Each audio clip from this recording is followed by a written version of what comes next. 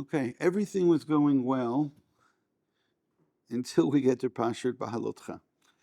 So it's in this parsha that things. It's in this parsha that things don't work out. And I'll put it like this: I've said this many times that if you want to remember this, especially if you're American, everything is good until you get to chapter 11. You get to chapter 11 is when they become right. Well, remember that, right? That's where we become spiritually bankrupt. That's where things deteriorate.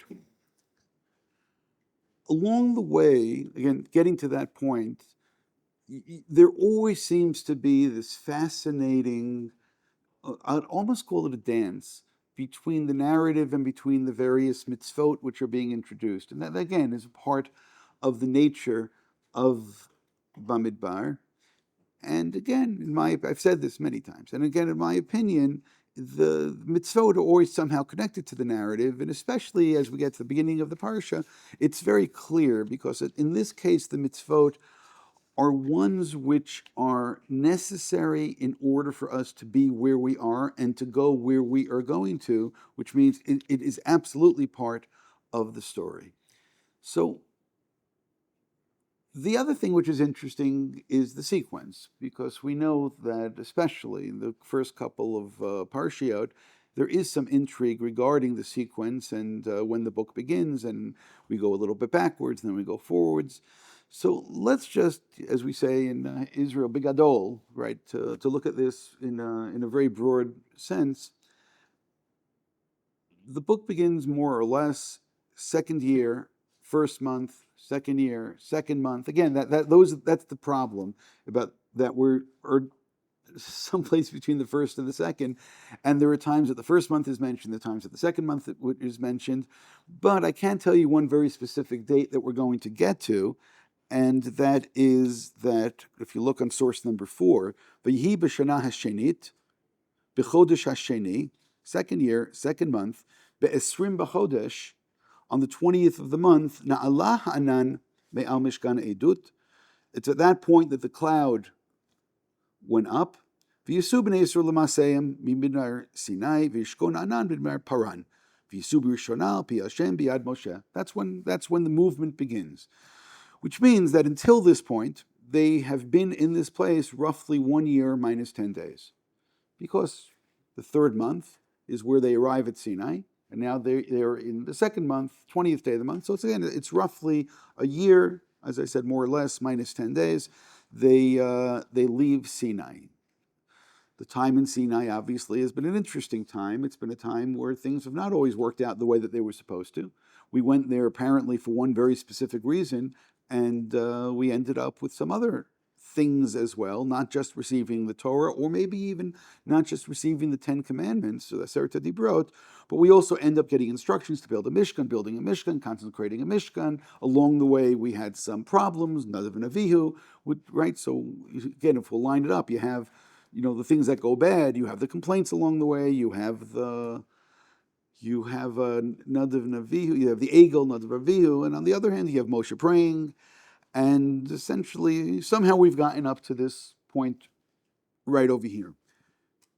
When we get to chapter 11, it's at that point that the full deterioration will take place, and then essentially the rest of the book is going to be about meandering and wandering and complaining and things not working out the way that they're supposed to, which means if the purpose of this book is to get to the land of Israel, so then I got bad news, they did not end up in the land of Israel, and quite the opposite. But again, from chapter 1 through chapter 10, the preparations are all there to go, but from chapter 11 till the end of the book, it's where we end up going every place but. And of course, the one that will catch our attention the most will be Shlach and the Meraglim and so on. But as I said, that's just one really bad example of something else which is taking place over here. Now, when I go back to the laws which are mentioned, there's one law which, as I said, a lot of it is going to be built into the narrative. There's going to be one which is essentially, I would call it calendrical.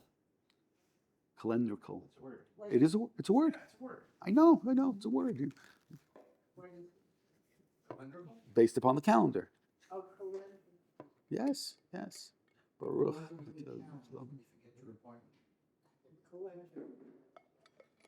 There are other words for that also, but okay. So let's try this again. This is, shall we say, born of the calendar. What happened? Well, if we are in the second year, well, right over here, Vaydaber Hashem el Moshe b'midbar Sinai. Excuse me? Yeah, can we close the door or deal with the radio on? Vaydaber Hashem el Moshe b'midbar Sinai. B'shana hashenit, letzeitam Mitzrayim b'chodesh harishon lemor. So over here in chapter 9, we've gone to second year, first month. Now, first month is, of course, Nisan. So does anything happen, right, according to the calendar, does anything happen in the month of Nisan? So some of you, if you are in yeshiva, will say, yes, Bein Hazmanim happens in Nisan. But what else happens in Nisan? And Bein Hazmanim means that you're off. You don't have to do anything. Why? What? No tachanun. Why? Because it's bein hazmanim. So you're off. You don't have to do anything. For some people, though, there's some other pressures that are involved in Nisan, and I know you've been wanting to say it already since I mentioned it, and that is, of course, Pesach. So now Pesach is coming up, year number 2, the 1-year anniversary of leaving Egypt, and that itself is interesting. Although it is not a given to me at this moment how and if Pesach should be celebrated at this point over here right now. And you could say, well, why are you saying that? Go ahead, ask. Why are you saying that? That's a really good question. So give me a little bit and I'll try to explain why I'm saying that. But nonetheless, they're told over here, Vaysu b'nei Yisrael et Pesach b'moado. Well, first of all, think about it. There was a thing called Pesach Mitzrayim. Pesach Mitzrayim is a complete outlier. It's completely different from other types of Pesach. You know, instead of on Yom Tov sitting back and they traveled, right? Just go right there. They traveled on that first year in Pesach. I mean, of course, they're right for traveling, but I'm just saying it's not the same as other Pesach. Was there an Isser Chametz the first year in Pesach Mitzrayim? There should have been no Isser Chametz. See, there's actually 3 types of Pesach, but let's not get ahead of ourselves yet. This over here, we had our first Pesach. But what are we told back in Perek Yud Bet, in Shmot, when we're told about Pesach? We're told, Ki tavo el haaretz. When you come to the land, then you're going to keep on doing this. So now, do you understand my problem? We're missing something. What are we missing? Ki tavo el haaretz. So what can you do? I apologize for my Zionist tendencies where everything is seen through this light, but I want you to appreciate that actually is a problem.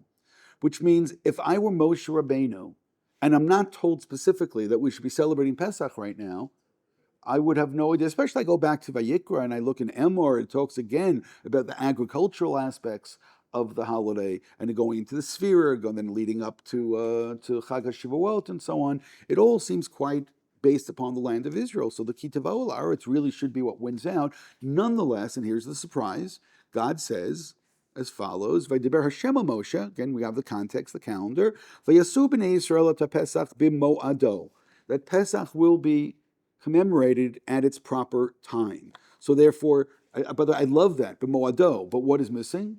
By the way, what's missing is the place. What's missing? Meaning you do need proper time, even though you don't have the proper place. So that's interesting. But again, this emphasis in the proper time. Like with all the rules, all the laws, all the rights, all the rituals. And Moshe then relays the message, okay, we're doing it. We're doing Pesach. We are having Pesach. And you know what that means? Afikomen. So again, everybody gets it. It's great. It's wonderful. Vayasu et Pesach berishon ba'arba asayom l'chodesh bein ha'arbayim b'midbar Sinai kol asher tziva Hashem et Moshe kenasu b'nei Yisrael. Good. It works. Excellent. But Vayihi anashim. Well, you can imagine the man is like matzah, no? You imagine. Where's your imagination? You imagine it's like matzah. You can't imagine it's like a bagel that day. Vayihi anashim asher hayu tmeim lenefesh adam v'lo yachlu lasot haPesach b'yom hahu yikrevu lefnei Moshe lefnei Aaron b'yom hahu. So here you also have, as much as you have the emphasis B'moado, here you have that emphasis, b'yomahu and b'yomahu. They're coming over and they're saying, hold it a second, we can't do it today.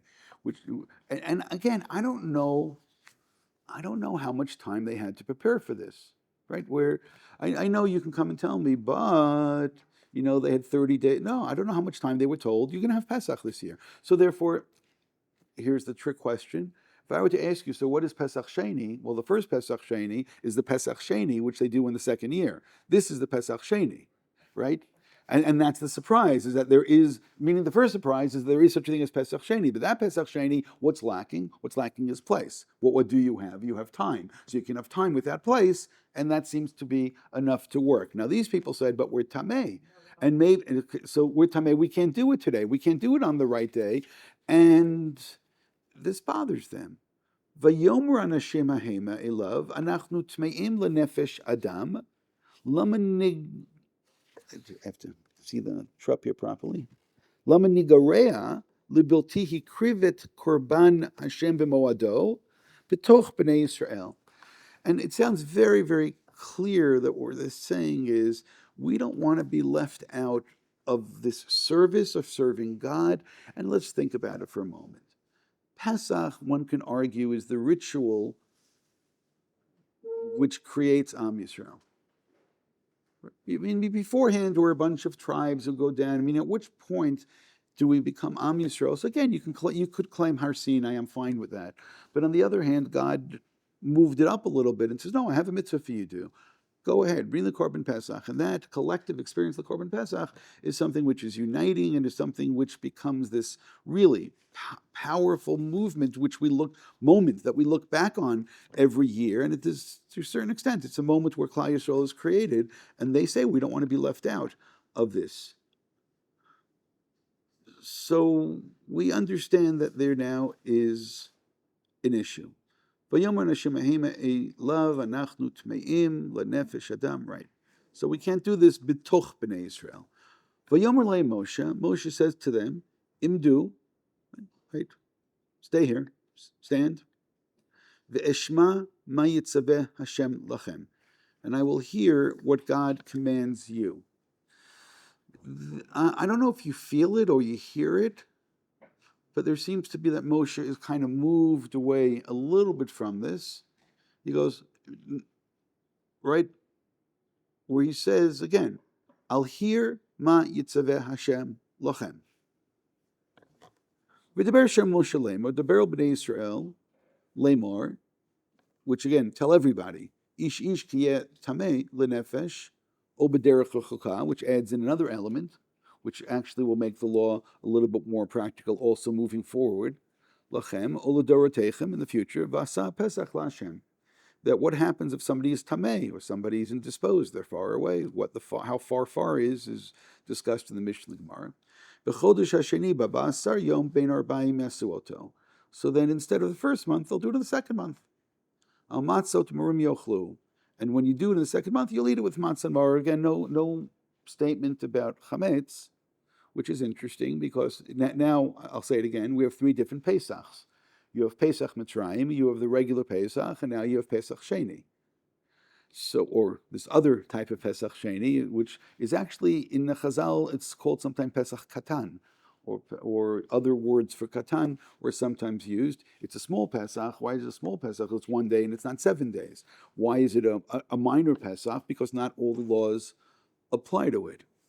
And it says that you'll eat the korban together with matzah and maror, because that's how you eat it. Lo yashiru minu ad boker ve'etzam lo yishberu bo, which is again very similar to that original korban pesach. Kechol chukat pesach yesuoto. You can do it the same way, which means what you're doing over here is the korban pesach. Va'ish asher hu tahor uvederech lo haya v'chadal lasot pesach v'nichrita hanefesh ahi ma'ameha. So, do you realize what just now happened? And I'll finish the pasuk if you like. Ki korban Hashem lo hikriv b'mo ado chato yisa ha'ishahu. So we just now, within a verse or two, received 2 messages. One message is that there is this wonderful idea and concept that if you miss the korban pesach, you can have a makeup. In Israeli universities, there's a concept which is called moed bet. Moed bet min haTorah minayin, Pesach Sheni. That's the Moed bet. Although there's actually an interesting machlokah. We'll see if we get to it exactly how Pesach Sheni works. But again, I can be very lazy intellectually right now and say, okay, Pesach Sheni is the Moed bet. Again, that's the Moed, and now is the Moed bet. Moed bet. So this is the time that you do it. But we also heard something else. Oh yeah, by the way, if you don't fulfill this, then you're chayiv karet. The chayiv of karet, of being cut off from the people, was not mentioned before as far as I remember, which means we just got this. On the one hand, you got an extension, right? Can you imagine this? The teacher says, I can't take the final. Fine, you got an extension. But if you don't take the extension, if you don't take the final the second time, you don't take the moed bet, or you fail the moed bet, you're failing. Right? You just don't think that there's no consequences over here.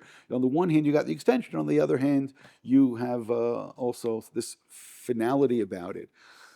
It continues and it says, really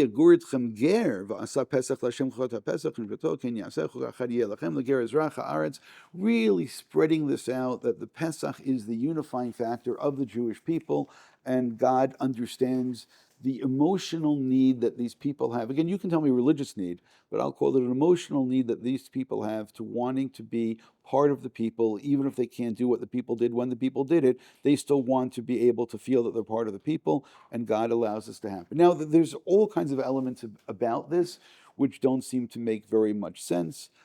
I want to start with the Nitziv.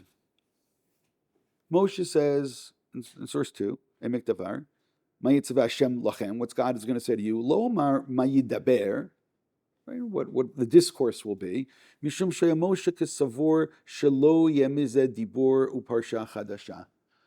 He feels what I felt, or maybe I feel what he felt, and maybe I feel what I felt because of what he felt, and that's why I feel it. But he's not the only one.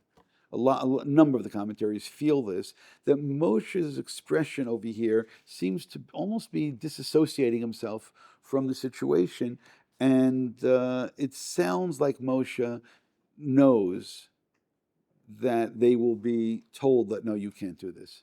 It just doesn't work that way. And Moshe is absolutely convinced that, listen, you missed it. Zo, Gamarnu. Again, he says, "Lo mishum shehaya Moshe kasavor shelo yamizeh dibur parsha chadasha, ela kein kol hakbalot im dochek ha'gavna tuma olo v'zeh diyuk lashon yitzaveh." So he learns it from this. The Chizkuni. Before I read the Chizkuni, I want to say something which occurred to me on Monday. I started late this week, right? I was traveling back. I had to get up very early on Sunday morning. I got up I don't want to say an ungodly hour because that's kfira. But I got up around 3:30, 4 a.m. in order to get a flight from Dallas to New York, and then another flight from New York to Israel, and after the various delays and so on and so forth. By the time I got back on Monday, so I started my shtaim. You can say, why didn't you do it on the plane? But I had 2 days of Daf Yomi on the plane, and 2 days of Yerushalmi Yomi on the plane, and 2 days of Mishnah Yomi on the plane. And I was very tired. I came to the decision or the conclusion that the most heroic thing a Jew can do is to wake up after 2 hours of being exhausted and pull themselves out and start davening shacharis when it's like 11 o'clock at night, as far as you're concerned, right? That I think it's the most heroic thing in the world, and not call for a minyan to do this by yourself. Going for a minyan is terrible. So I started on Monday morning, and I started going through Shaimek Vercha Targum, and as I'm reading this and thinking about this. So what are we told? We're told that the cloud lifts up in the second month and the 20th day. But why the second month and the 20th day? So obviously the cloud waited for Pesach Sheni. So what would have happened if they never made this request? Are you with me on this? What would have happened if they didn't make this request? So they would have had the second Pesach in the desert, and then they would have, and then the cloud presumably would have lifted up. Maybe not the 20th, because maybe Pesach needed to be 7 days, so maybe the 22nd, 23rd, 24th, which means, what I'm saying is we lost a month. So on the one hand, it's really nice because of Pesach Sheni, but there was a price to be paid. The price was paid that we lost a month. And now you start thinking, so what are the implications of that month moving down? So I'm not going anywhere with that right now. I'm just throwing this out as a thought that when they make this request, and God says, sure, let's do this another month. So that means they stay, arguably at least, they stay by Sinai for another month, and the whole thing gets delayed. You know what? Let me do this a little differently. What would have happened if they never sinned with the golden calf? What would have happened when Moshe comes down from Har Sinai? Presumably, they would have gone to Israel much quicker. And then presumably, where would they have celebrated Pesach the second year? Ki tavo el aretz, which means every time there's a delay, right? It's like these people who make their aliyah plans. All the delays are great, and all the delays are necessary, and all the delays are going to make your aliyah so much better. But how many delays? Every delay has an implication to it, and that's going to be that there's going to be a delay, and it's going to be another month, and then maybe another year, and then another decade, and then something else happens, and then so on and so forth and so on. That my parents wanted to make aliyah when they were young, except my father was an only child, and my mother was an only daughter, which is the same thing as being an only child. And it ended up that they didn't make aliyah until their parents are no longer with them, and that many years go by. And when we made aliyah, I don't know if you know this, we had our wedding, we had our last Sheva Brachot on the way to the airport, and we didn't wait for anybody to get old. We left, and again, each time there is a delay, even for a good reason, there's something nonetheless which bothers me in the back of my mind over here. And now I go back and I think about this. Okay, so the cloud lifted, second month, 20th day, but was that the original plan? It certainly can't be the original plan. It can't be. Can't be the original plan. I'm saying before the Chet Egel and so on. It can't be the original plan. Don't ask me for proof. I can't prove it. It can't be the original plan. But would this have happened had there not been a request to do what? It wouldn't have happened. Which means Why isn't it a month? Why do they have to wait a month? it's because Iyar is a month of redemption. That's why. Right? We have redemptive days in Iyar. Let's look at the Chizkuni for a second now. By the way, this is back Perek Tet Pasuk Aleph, right, where we started, right? Ktiv hacha b'midbar b'sinai v'ktiv hatam b'mersin b'echad l'chodesh malhan rosh chodesh avkan rosh chodesh ktiv b'Perish Rashi parsha zush b'rosh sefer lo number ad Iyar, which right lamadata she'in said mukdam uchar b'Torah, because there is this intrigue in Sefer Bamidbar regarding different times, and it's not in the right sequence. V'lama lo patach b'zu. Why didn't we start with Perek Tet? Because Perek Tet is the earliest date which is given in the book of Bamidbar. So book of Bamidbar should have begun in the beginning of Parshat Behaalotcha. This is the earliest chronological date in the book.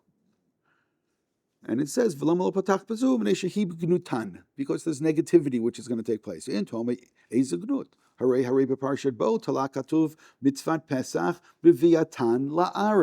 Right? Now you see who actually says this clearly. That when we think about Pesach, right, and now I'm going to refer to the original Pesach Sheni, meaning the second Pesach, the Pesach over here in the desert, and he's noticing, and he's noting, and he's correct when he's saying is that as far as we knew, looking at Parshat Bo, we're told you're going to celebrate this in leaving Egypt, Pesach Mitzrayim, and then when you're going to celebrate this, Ki Tavo Ala Aretz, you're going to celebrate this as free people in your land. Again, B'Parshat Talakatov Mitzvat Pesach v'yatan laretz. Eliyesh lomer gnutu lahem she'im lo chatu b'mitonenim. So it's interesting because I could have filled in the blank in other sins. I could have said maybe the egel, as I already did. I could have said there are other things that happened before this. Hayu nichnasim la'aretz bo to iyar. They were supposed to already iyar, right? You want to say hey iyar, or that's a little? Okay. It's probably not hey iyar. Good. By the way, what ruins hey iyar? Pesach Sheni, because then you're waiting till after your Daled. If it wouldn't have waited till after Yudala, and they're going to come in Iyar, then it could be any day in Iyar. But he says that they would have gone in Iyar. So he's again looking post, right? Post Pesach Sheni, already on the 20th of the month. Now it's time to go. Now we're going. But what happens? That's the Mitonim come, and they start complaining about the food that they're getting in the desert. And by the way, what's the answer to them? What's the best answer to them? Shut up. Let's go to Israel, and we'll be eating from the fruit of the land of Israel. What's the matter with you people? Right?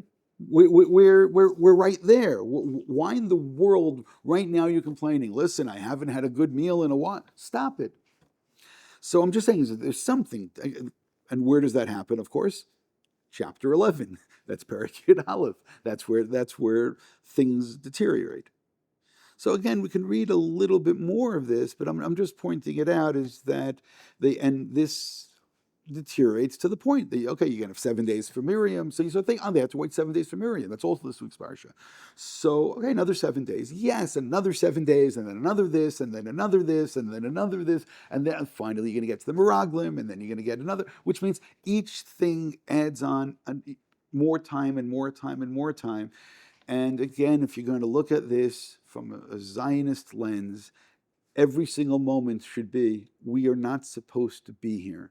Yes? I don't know if this will have any impact on anybody outside of this room, but there should be this very powerful thought. We are not supposed to be here. We're supposed to be the land of Israel. That's the land that God promised to us. That's where we're supposed to be going to. And every moment that we're complaining or this, and now I'm even suggesting, if you're hearing me, I'm even suggesting, even saying, hold it, we missed the Korban Pesach. Say, hold it a second, which Korban Pesach did you miss? You missed the Korban Pesach in the desert? We're going to do a Korban Pesach in Eretz Yisrael very, very soon. You could be the first guy over there to be in the Korban Pesach, but nonetheless, so even looking for religious purposes to be outside. I know that this sounds very strange what I'm saying, because hold it, you should all be yelling at me. Hold it, if God approved, so why are you giving it a hard time? And I'm going to say God approved. Yes, God approved. You can do it, and there's halacha l'darot, and this is wonderful. But I'm still looking at my not just the calendar. I'm looking at the days and the weeks and the months and the years going by, and something is not working out the way that it's supposed to. And this also contributes to it, whether you like it or not. This is yet going to be another reason why the Aliyah date is being delayed. So, are we good now? We're good. So what we saw from the Nitziv was he feels that Moshe is kind of doesn't believe that this is really what's going to happen. The Targum Miyuchas Leonatan, the pseudo Yonatan, we'll just read 6 in Hebrew. Ze haya echad mi arba dinim. You notice again, he doesn't translate word for word. If you want to know the pasuk again, the pasuk was Chet vayomer Moshe imdu v'ishma'a ma yitzaveh Hashem lachem. There's not so many words in that pasuk, and he writes in the Targum. This is one of the things. Sha'alu lifnei Moshe Navi v'dan otam al mamaro shel hakodesh b'ktzat mehem haya Moshe matun min ba'avor shayu dinei nefashot v'ksatam haya Moshe zariz min ba'avor shayu dinei mamon. That he's going to have Moshe's response to the various requests dependent upon the type of law. And see, here's a sensitive point. Why doesn't Moshe know these laws? You can go like this. If God taught Moshe all the Torah would be Sinai, so why doesn't Moshe know this? Now, of course, you can say that God taught Torah Moshe be Sinai, and he taught him the general things, and he didn't teach him the specific law yet. Pesach Sheni wasn't learned yet. So he didn't know Pesach Sheni.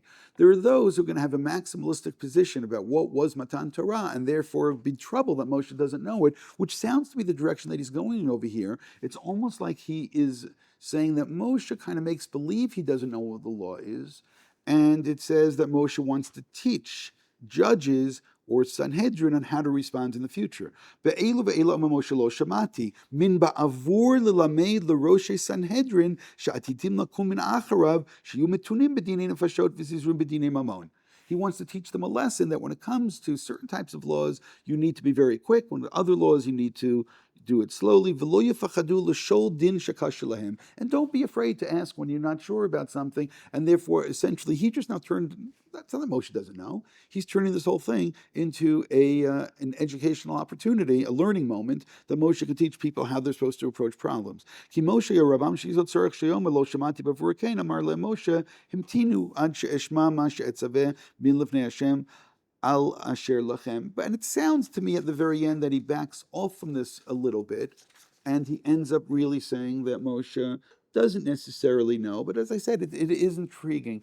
I can actually look at all the cases that Moshe says he doesn't know, and I believe that if you look at them carefully, you may be able to put forth an argument that in each one of these cases, that Moshe may have had a personal, what we would call a nigiyah, a personal issue, why he felt it was more appropriate to come from God. If you want me to take one example, I could take the example of the Makalel. There's a great Rashi there that says the Makalel was the son of the Mitzri that Moshe killed. How did Moshe kill him? And Rashi writes back in Shemot that he used Shem Hashem.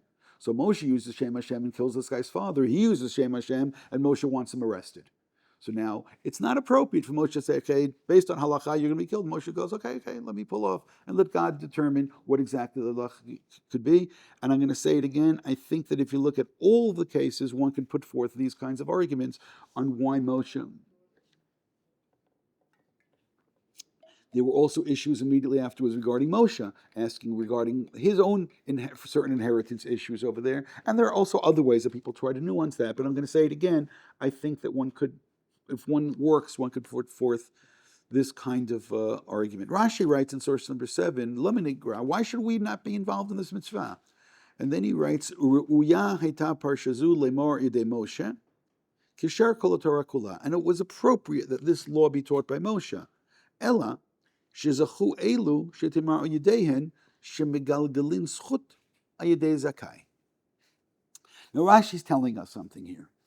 What Rashi is saying is that these people who were involved in this, again, he doesn't spell it out. He says schut ayidei zakai. He goes, these people are positive people. It's not just zakai that they're innocent. It's much more than that.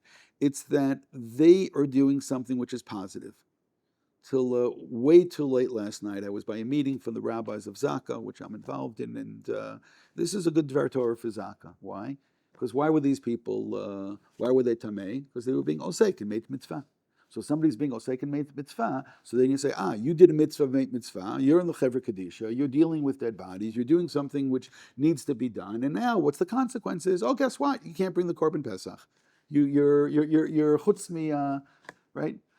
You're chutz mimachaneh. You're outside of the community. And the Moshe Zakanim from the Balei Tosfot in 8, he cites Rashi, Pirish Rashi, Moshe, Kishar Kol Torah, meaning Moshe should have been the one to teach this, like all the other laws, but Moshe Lemor, but Ela Shezachu, V'im Tomer, Maschut Yalahem. La'elu anashim tmeim dekor lahem zakaim v'chischotu shiyu tmeim. Is it a schut to be tamei? V'lo yachlu lasot pesach v'yesh lomar tahanei anoshim mitma'u shahayu kovrim meit mitzvah v'hainu haschut shelahem shentasku b'meit mitzvah.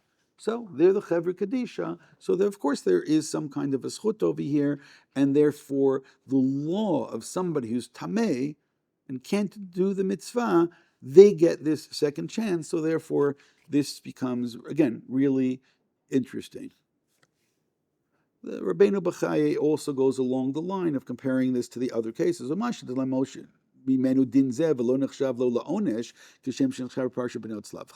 Slavchad, there is this little sting against Moshe that he forgot the law. Over here, there's no such comment. Look,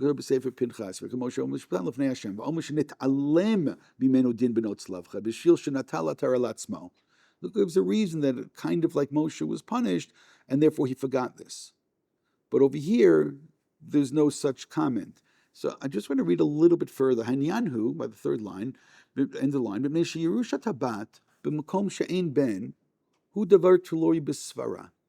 there's a logical reason to say, and by the way, you can go back a step if you want, to the logical reason to say that a daughter should inherit in every case.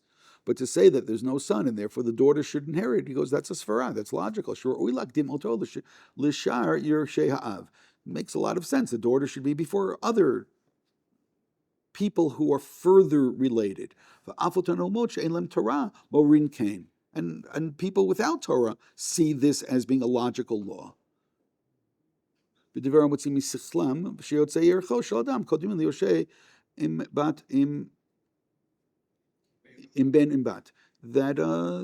a child, in either male or female, should inherit, and other nations understand this.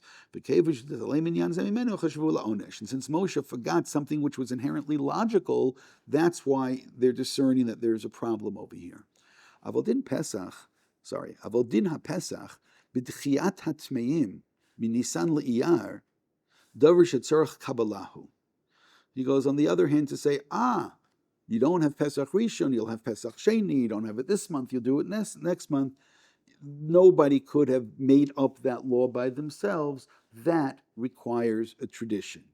Ve'enu taloi b'svara, shenachlif chodesh zeh b'chodesh zeh. Whoever would have said, no, logic is that you do the next month. Ulakach lo chashvu la'onesh, and therefore his not knowing this, there's nothing negative. Rizal Dershum Exer Shava de Kreva Kreva. Okay, Chazal come up with the reason. Now, first, I just want to note something, and I want to say it a little bit stronger than he said it. It's not just that inheritance of a daughter has very good logic to it. It's that the bringing of a korban after you miss the time is anti-Torah logic. Over Zmano, Batal Korbono. You miss the time, you can't bring the korban. There really should be no discussion, which means, of course, Moshe Rabbeinu, who receives Torah Misinai, understands perfectly well that if somebody says, listen, I can't bring the korban on the right day, okay, you can't bring the korban, that's all. Right? It doesn't. Can you imagine somebody calling up the rabbi and say, "Listen, I really can't do Pesach this year, and it comes out on Tuesday night. Can I do this on Thursday instead?" There are these great. I don't know if you know this. A lot of people have corporate seders or other seders in America, and they pick a date which is convenient for everybody. Then they have some kind of a seder which is taking place. So, okay, to whenever it works out on the calendar. It doesn't work that way. So to say that, why doesn't Moshe logically infer and understand that, of course, there should be a Pesach Sheni? What's the answer? Because, of course, there shouldn't be a Pesach Sheni. Pesach Sheni doesn't make any sense. So let's try to go down this path for a moment. First of all, the Gemara in Brachot, Kavav and Aleph, source number 10, it tells us Tfilah b'mokum korbanhi.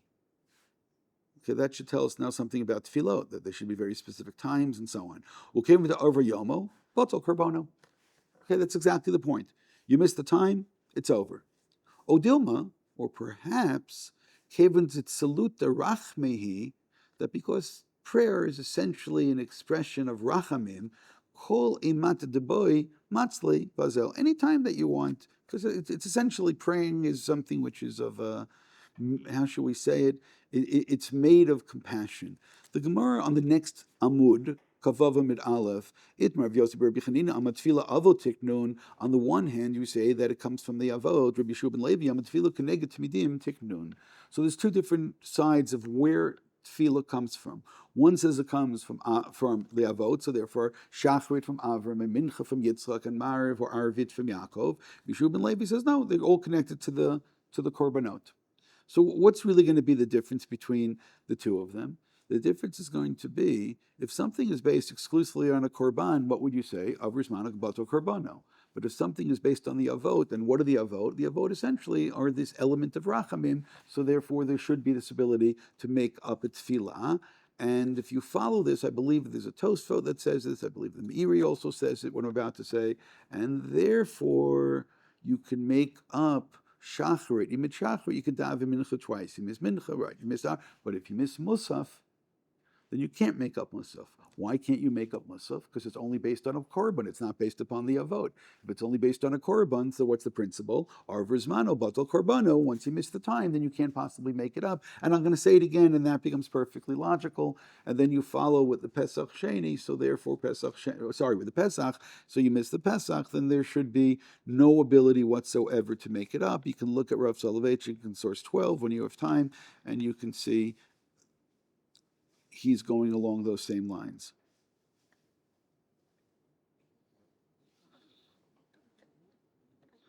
In source 13, Torah Moshe, this is the Chatam Sofer, where it's bold, Avola kol panim kasha d'havle kainen Hashem dovrim. Why doesn't it say, yeah, the people are right? Kamo b'benot tzlavchad, right? No, right? Remember? Yes, benot tzlavchad are right. Why doesn't it say here the same thing? Yes, these people are right. What's the reason? Because they're not right. They're not right. This doesn't work.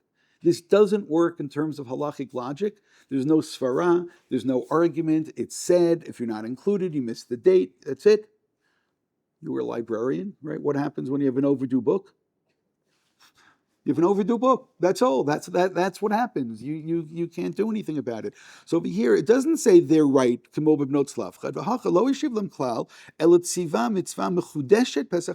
new law is introduced. But nearly, and it seems to me,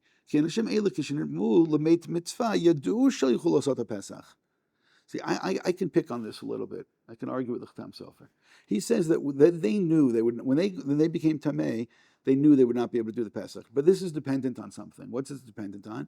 When God told Moshe that they're going to have a Pesach Sheni, or second Pesach, which means if God said it to Moshe the day before, then they didn't necessarily know if they became Tameh 5 days before. So the Chatam Sofer is not necessarily, again, simple.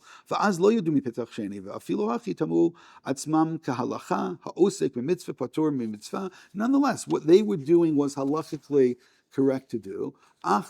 Meaning they knew, osek mitzvah patur mitzvah, it's the right thing to do. You find the mate mitzvah, you deal with the mate mitzvah. Again, chevri kadisha, right? People from Zaka, mate mitzvah. It's the right thing to do. Ach kishigi zman Pesach v'ru kol Yisrael mitkansin lemitzvah berabim behem neshu yichidim bevetam nitztaru. I remember I said before, it's emotional. They saw everybody else is involved and they can't be involved, so it's hurtful. It's hurtful to be michutz l'machaneh. V'omru b'tzaram, and then in pain they said, lama negra. Why are we being excluded right now? Lo hit ra'ambu ela al betoch b'nei Yisrael. That's the diuk, is that they are not part of Bnei Yisrael.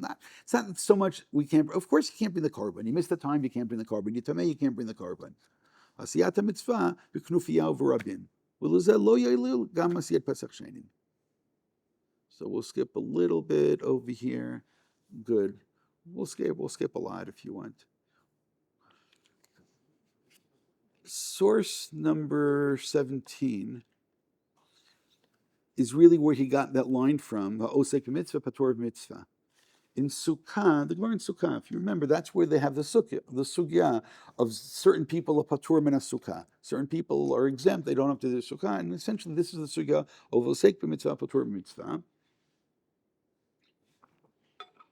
And along the way, it asks, do we really learn it from here? Forget what the here is. My hatam nafka. No, we learned it from someplace else. Titania, as we learned in the Breita, Vayihi anashim asher yutmeim lenefesh adam, otam anashim mihayu. There were people who were impure because they became involved in taking care of the dead. And it asks, so who are these dead people? And it answers as the first answer, Rabbi Yossi Aglili. So his name is Rabbi Yossi Aglili. So who's he going to say? It's Rabbi Yossi. That's the hint. Nosei Arono Shel Yosef Hayu.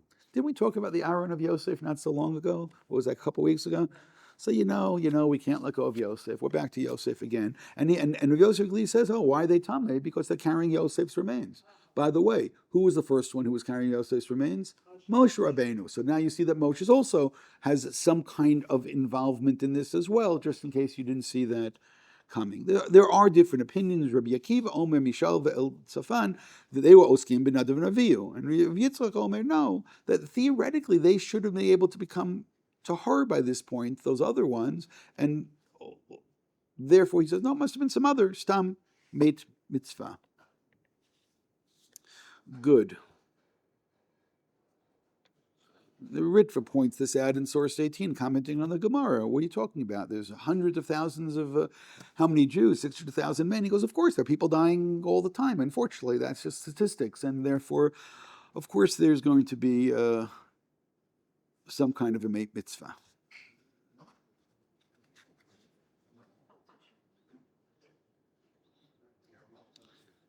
Source 22 is where the Gemara is going to present a couple of different opinions regarding what is the nature of Pesach Sheni.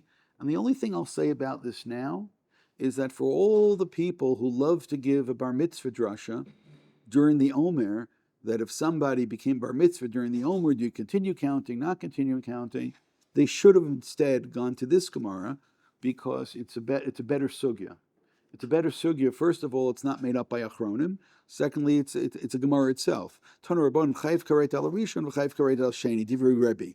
Rabbi says if you miss the korban, the Pesach Rishon or Pesach Sheni, the karet is by both. Now again, it's not a simple thing because it looks like karet is only. It looks like it's only written by Pesach Sheni. Rabbi Natan Omer chayv karet al rishon u'patur al sheni. Rabbi Hanania ben Akav Omer af al rishon in chayv karet ela imkain lo asat sheni. When are you chayev for the Rishon if you didn't do the Sheni? Va'azdu l'tamayihu, and they all follow their own opinion. The Tanya, because we learned in a Breita, ger shenit gayer bein shnei psachim. if somebody converts between first Pesach and the second Pesach, v'chein katan shehigdil ben shnei Pesachim, a kid who became bar mitzvah between the two. So now you actually have a Gemara dealing with this question of what happens to somebody between Pesach and, okay. Chayiv lasot Pesach Sheni, Divrei Rabbi.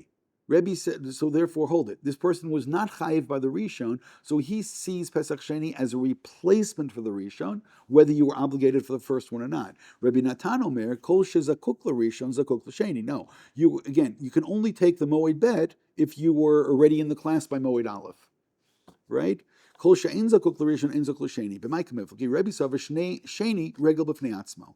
He thinks it's a completely separate regel. It's a new holiday, completely separate holiday. Rabbi Natan Savor, Sheni Tashlumin to Rishonu. It makes up for it. Tikkun the Rishon lo metakin lei. Rabbi Chananya ben Akavya Savor, Sheni Takanta to Rishonu v'shlosh mikra echad. And I'm not going to get into all of the explanations of this. There's a Rashi explaining it. There's a Yerushalmi as well in 24 that asks the great question, what happens if God allows the building of the Beit HaMikdash between Pesach Rishon and Pesach Sheni? We all didn't bring the Rishon. Do we all bring Pesach Sheni if the Beit HaMikdash is built? Great Yerushalmi. If you want, I'll read a couple words. Nitan liYisrael of Beit HaBechira Yachid osa Pesach Sheni ve'ein tzibur osa Pesach Sheni. Then he's saying that by definition Pesach Sheni is never for the tzibur. By the way, what's the nafkamina for us today? All these people who think that you shouldn't say Tachanun on Pesach Sheni. Pesach Sheni is not a holiday of the tzibur. It's only a holiday of a Yachid. So therefore, of course, you should say Tachanun on Pesach Sheni. What? I'm just saying, it doesn't say it in the Shulchan Aruch, completely made up, and whoever is there, if somebody starts saying, it's Pesach Sheni, okay, it's Pesach Sheni, okay, and therefore, you're supposed to finish the argument now, and therefore what? So again, just notice the Yerushalmi. It says no, ve'ein tzibur osa Pesach Sheni. So you can say no. I pass on to Rav Yehuda. Rav Yehuda omer tzibur osa Pesach Sheni, and he brings some proof. No, tzibur does bring it, but so good. So if the Beit HaMikdash we built, then we wouldn't say Tachanun because we'd all be bringing Pesach Sheni. But I'll say it again. Pesach Sheni is one of these things that nobody says Tachanun. And by the way, what's the minhag when there's an argument of Tachanun? What's the minhag? The minhag is to fight. But what's actually should the halacha be? Yeah, for going to most people, it's not an absolute obligation, and fighting is worse than saying Tachanun or not saying Tachanun. Someone doesn't want to say Tachanun, don't say Tachanun. Akol b'seder. You want to say Tachanun, say Tachanun. Nothing's going to happen. But again, if you want, pure, I have to qualify this, Litvisha thinking, you should say Tachanun on Pesach Sheni. If you're a chassid, of course you shouldn't say Tachanun. Why? It's Pesach Sheni, so of course you shouldn't say it. So there's really. Yeah, why not? What? Why not? Why do you need it? But why not? But But once the Beit HaMikdash was built, you can still bring a bama, or what? No. Oh, I don't think they were. They used to chef the corn based on the. No, they didn't. They used to do it b'chamura, wherever they were. Really? I don't. Yeah, no. Really? No. I'm asking. That's what it says. Where? I'm trying to remember. But no, the only reason it's interesting, there's somebody who may listen to the shir who was trying to convince me recently of the same thing. He sent me an article, and I read through the whole article, and the earliest source that claimed this was like a 19th century source. I would have been... What, you're saying they all did the korban pesach on the bed? Of course. I mean, that's the Mishnah, it's Tosefta. It says there were 3 chaburot, they would come in, and they'd one after the other. It was the busiest day. We actually have evidence of this from outside sources, of people who came and saw the Aliyah L'Regel. Of course they did in Yerushalayim. Yerushalayim? On the Har HaBayit, yes. Well, I'm saying it's a Mishnah, so don't. Look, the question would be that once there's a Churban, then were they allowed to build? Could you build a Mizbeach or not? There's a great book by the Aruch LaNer book. It's a Sharis on Tshuvos. What's it called? It's called Binyan Sion. Why is it called Binyan Sion? Because the first couple of Tshuvot are about bringing the Korban Pesach B'zman Hazeh. Again, 19th century was very much, we're going back to Israel, Aliyah Rishonah, Shniah, and so on, all religious people were going back, and can we bring the Korban Pesach now? So there's a whole back and forth over there, and that's why he called his book Binyan Sion. Anyway, can we go on? In source 25, it talks a bit more again about the Jews leaving Egypt and Moshe taking the Atzmot Yosef. Yes? V'chamushim alu b'nei Yisrael shalu mizuyonim v'yikach Moshe et atzmot Yosef. Right? He takes Moshe out. Good. Takes Yosef out. Good. And then a couple other things over here. V'yikach, I am around 12 lines down. I'll count if you need. 1, 2, 3, 4, 5, 6, 7, 8. Only 9 lines down. Middle of the line. ויקח משה את עצמות יוסף, היו עצמותיו שיוסף מחזירינים יומם בן ברבים שנה. Moshe's remains went with them, traveled with them for 40 years. אמר לו קדוש ברוך הוא, אתה אמרת לאחיך, אנוכי אכלכל אתכם. You said to your brothers that I will take care of you, I'll bring you food, I'll take care, and so on. חייך אתה נפטר, ויהיו עצמותיך מחזירים עמהם בן ברבים שנה. That now they're going to have to take care of you, and they're going to carry your remains for 40 years. Shenema v'yen Hashem asher ayu tmeim lenefesh adam, ve'ein adam ela Yosef. Yosef is the man. Shenemar ohel shiken ba'adam, uktiv yimas ba'ol Yosef. B'schutz atmotecha hemosim pesach katan. So this midrash is really very specific, that the merit of having Pesach Sheni is all about Yosef. Ki hishbia b'nei Yisrael lo m'shnei pamim elohu nishba lahem she'ein bilibo aleihem v'heim nishba'im lo she'ein b'libam alav. So now let's finish this up. Source 26 and 27 will just quote little parts of what I just now read. So let's stay in this midrash and let's try to understand the midrash. What is Pesach Sheni? Answer: it's a second chance. It's a second chance that goes against logic. It's a second chance that goes against halacha. You want a fancy word for this? I already gave you one good word today. This is antinomian. Goes, yes? You should use it. It's good. This is antinomian. It goes against the law, the norms. It goes against the normal law of the way. It goes against halacha. What's halacha? Avrizmano batar korbano. So this breaks rules. This is not the way it should be. And I'm going to say it again now. Moshe Rabbeinu, I'm overstating this. Moshe Rabbeinu could not teach Pesach Sheni. Why? Because Moshe is Torah. Torah is emet. Moshe is truth. And what's truth? There are laws. Moshe learned all of Sefer Vayikra, and Moshe knows the rules. He knows the principles. You can't bring a Korban Pesach after its right time. What a Pesach is b'mo'ado. By the way, the chiddush over here was you can even bring it outside of its place. The place should have been, you can only bring it in the land of Israel, maybe only in the Mishkan, only in the Beit HaMikdash. But here we're told, okay, so here we are, we're traveling along the way, we're going to do it here as well. Wow, that itself is already radical. Moshe's not going to argue with God. What are you talking about? How can you say such a thing? Okay, God can say such a thing. But then when the people complain, but we're out of the community because we're Tamei, but it's better than that. We're out of the community, according to the Midrash, and it's one of the opinions of the Gemara, of Yossi Aglili, we're out because we were carrying Yosef. Now, think a second about this, and it goes back once again to the sensitivity about somebody being l'chutz l'machaneh. So who? The person who they try to throw michutz l'machaneh. Who was the one they tried to get rid of? They tried to get rid of Yosef. How do they try to get rid of Yosef? Well, they thought about killing him, they thought about selling him, and so on. Which means Yosef is the one who michutz l'machaneh. And what does Yosef do? Yosef now holds on to his brothers and says, again, many, many years later, I will take care of you. Why? Because we are family. By the way, this is a second chance. This is the core of the second chance. Just because we've gone through some, what word do you want to use? Dysfunctionality? Just because things have not worked out the way that they were supposed to in a family, families sometimes are messy, and sometimes things don't work out the way they're supposed to, and nonetheless, there's going to be a second chance over here, and Yosef's articulation of this second chance is, I will take care of you. Why? Because you're my brothers, your family. So once this happens, the guy who was kicked out of the machaneh, and now he nonetheless says, but I will take care of you, I'm not going to hold a grudge. So now the people who were carrying Yosef, and now they're outside of the machaneh, no, there's something wrong over here. Which means it's the schut of Yosef, which then creates Pesach Sheni. And now if you go one step further, hold it, but what happens? We said that the only holidays, I'll have to say this again. The prayers that you can make up are the ones based on the avot. The ones that you can't make up are based upon the korbanot. But what happens when you have a korban which is based upon one of, now you have to be careful. Yosef is not one of the avot, but what is he called? What does Yaakov call him? He calls him Even Yisrael. And what does Rashi say on Even Yisrael? Av v'ben. That Yosef is both a father and he's a son. Yosef is this, again, he functions as the firstborn. What does the firstborn do? He takes care of all of the younger ones. Which means Yosef is this figure, he's the only one of the brothers, by the way, who dies in Bereshit, because he's part of the Avot. On the other hand, he dies again in Shemot because he's one of the Banim. Av v'ben, Even Yisrael.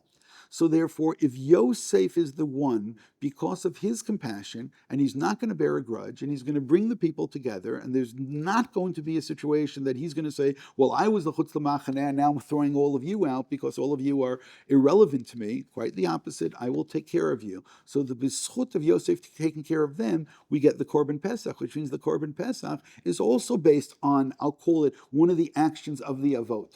And just like tefillah based on Avim, Yitzchak, and Yaakov, that's Rachamim, then you can make it up. Now you realize the Korban Pesach, Sheni, is based upon Rachamim, it's based upon Yosef, and therefore you can make it up.